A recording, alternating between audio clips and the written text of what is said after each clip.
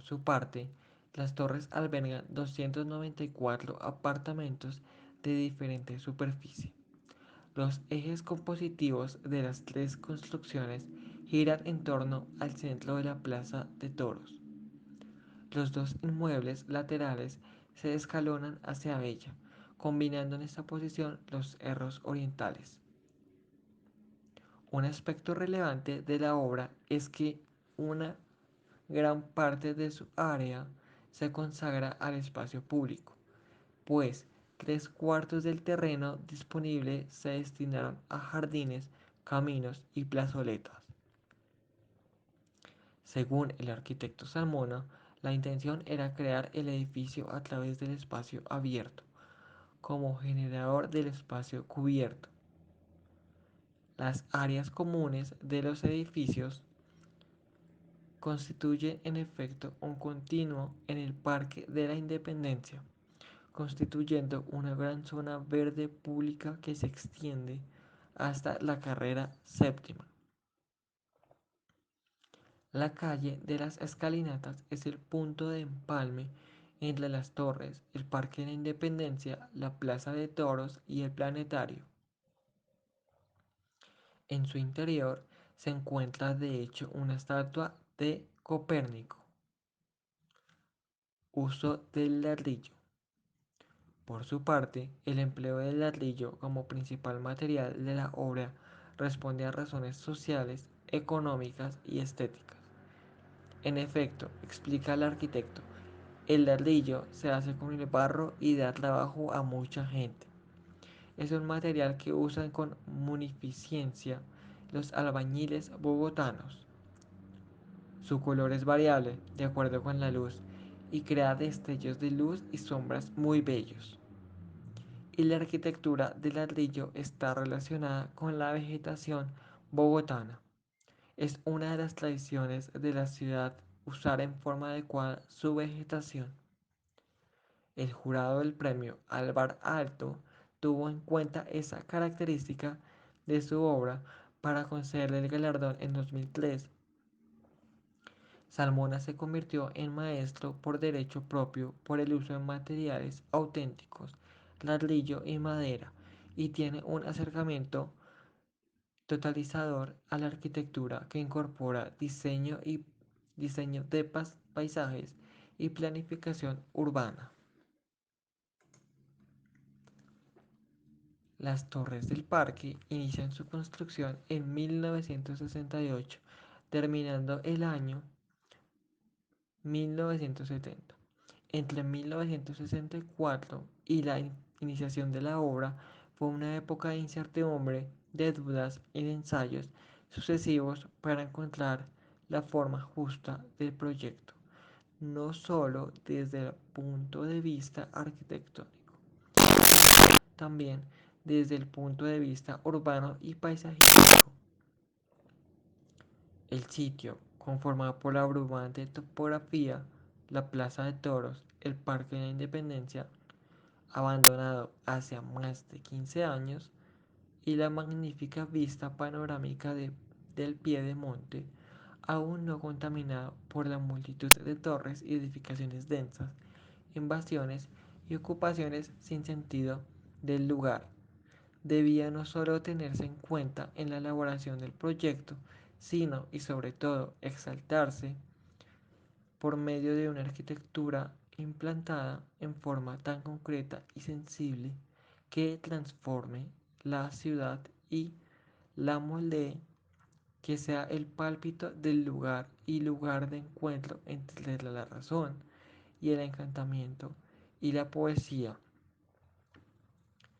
entre la claridad y la magia, una arquitectura que se pudiera descubrir, que no se impusiese, pues es más bella cuando se descubre con sorpresa, como se descubre la naturaleza. Finalmente, una arquitectura que se integre con la existente Plaza de Toros y que permita la transparencia entre la ciudad y su piedemonte, recuperando la escarpada calle contigua al Parque de la Independencia, convertida en un jardín peatonal formado por escalinatas y rampas unidas al conjunto residencial y al parque. Un criterio fundamental en la concepción del conjunto arquitectónico implicaba que éste fuera abierto, como corresponde a una idea de la ciudad democrática, tolerante y rica en espacios públicos, concebidos para el disfrute del ciudadano. En efecto, el proyecto se implantó en el sitio, se compuso y se impuso a pesar de los prejuicios, de manera que fuera apropiado por todos los habitantes de la ciudad. De hecho, hoy en día, cualquier ciudadano puede recorrer el conjunto residencial, atravesarlo y, si es el caso, disfrutarlo como se disfruta un espacio público, aunque éste sea privado. No tiene rejas, no encierra a sus habitantes, forma parte de la ciudad. Era claro que un proyecto que pretendía ser transformador estética y espacialmente de una zona no podía limitarse exclusivamente a ella. Debía también concebirse como un hito para toda la ciudad, como debería serlo toda obra arquitectónica, una síntesis inteligente de vivencias, de conocimientos, de pasiones y de nostalgias, conformando un hecho cultural que no solo mejore el espacio público de la ciudad, sino que ayude en su creación y establezca una transición generosa y armónica con el espacio privado. Cuando una obra logra recrear, conservar, integrar y prolongar pedazos de ciudad, enriqueciendo el espacio público y el paisaje urbano, pasa de ser un simple hecho constructivo a un hecho arquitectónico que puede llegar con el tiempo a ser admirable.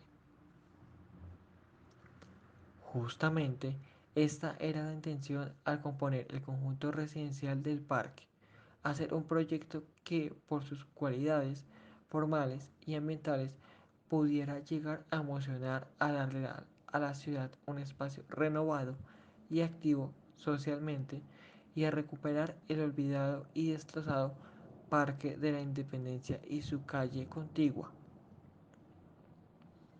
Más que un proyecto, arquitectónico, se trataba de provocar un hecho urbano contundente, renovación de un sector y transformación del paisaje urbano, evidenciar el paisaje natural, transparentarlo a través de la arquitectura, utilizar un material local dominante y crear una densidad acorde con una adecuada ocupación. A diferencia de las otras artes, la arquitectura substancialmente abstracta, aunque materialmente utilitaria, está condicionada por los acontecimientos y el contexto del cual forma parte. Una de sus características es que debe tener un claro concepto de la realidad, es decir, que debe poder evaluar lo propio, saber extraer del fondo de la propia cultura y geografía las soluciones más acordes a las necesidades y comportamientos. La arquitectura no debe separarse ni de su tiempo ni de su gente, pero debe ir más allá. Debe proponer espacios que emocionen, que se aprendan con la visión, pero también con el aroma y el tacto, con el silencio y el sonido, la luminosidad y la penumbra, y la transparencia que se recorre y que permita descubrir espacios sorpresivos. Permitir que se produzcan hechos sorpresivos como reflejos y sombras, transparencias y escapes visuales, unidad en la diversidad, era tan obligante en el planteamiento del proyecto como su funcionalidad. Dadas las características topográficas de Bogotá y del sector, el subir y bajar constantemente obligaba igualmente a componer un edificio coherente para producir en los peatones o en sus propios habitantes al recorrer y atravesar la arquitectura, goce y emoción. Los primeros planos de los edificios, sus formas y volúmenes fueron organizados para crear continuidad entre el interior del conjunto y el exterior, entre el espacio comunitario y el público.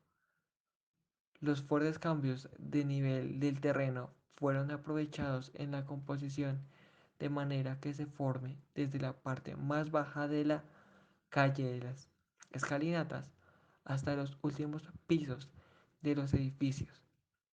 Continuidad de planos, escaleras, de jardines y terrazas. Se trataba de crear un espacio arquitectónico que rebasara los límites de su propio programa y propusiera un basamento a escala del peatón conformado por plazoletas y jardines, andenes, iluminación, arborización, una silueta y terminales de la edificación y que fuera percibido en forma diferente desde los distintos sitios de la ciudad con el objetivo de crear una relación estética entre el ciudadano y la arquitectura, relación que se va modificando y variando a medida que cercanías y lejanías se presentan, sobre todo a medida que se penetra y que se recorre el espacio arquitectónico, variaciones que son enriquecedoras para los sentidos, pero variaciones contenidas sin perder la unidad. Todas estas ideas así esbozadas fueron las determinantes principales de una composición arquitectónica que debía ser aprobada tanto por la entidad contratante del proyecto como por las entidades oficiales. No fue fácil la labor de convencimiento de dejar el proyecto abierto. La idea de seguridad prima sobre cualquier aspecto y determina en el tejido urbano un tipo de ocupación basado en el encerramiento.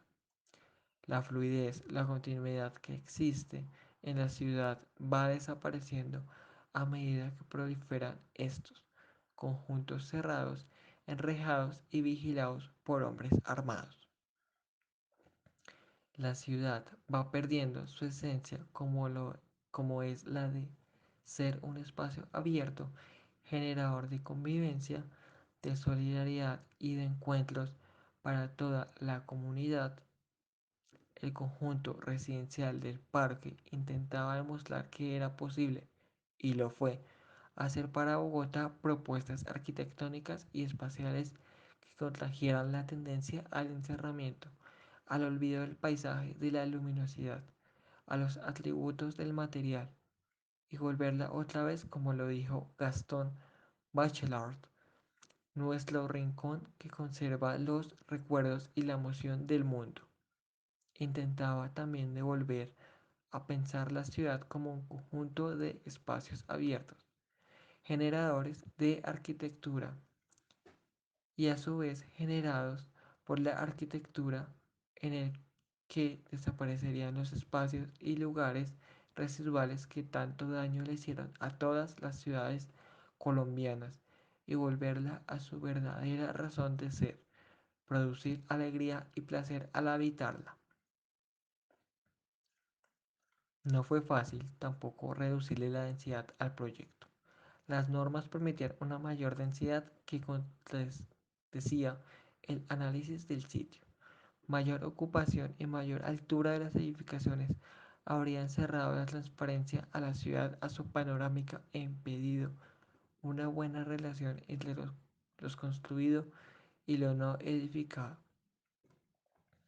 Igualmente, las formas no convencionales de la composición arquitectónica resultaban no de un capricho, sino del análisis del sitio, con sus características propias, asoleación, topografía, luminosidad, entorno y la forma como la arquitectura se iría descubriendo desde los distintos ángulos visuales y perspectivas planteaba serios problemas de composición o de interpretación.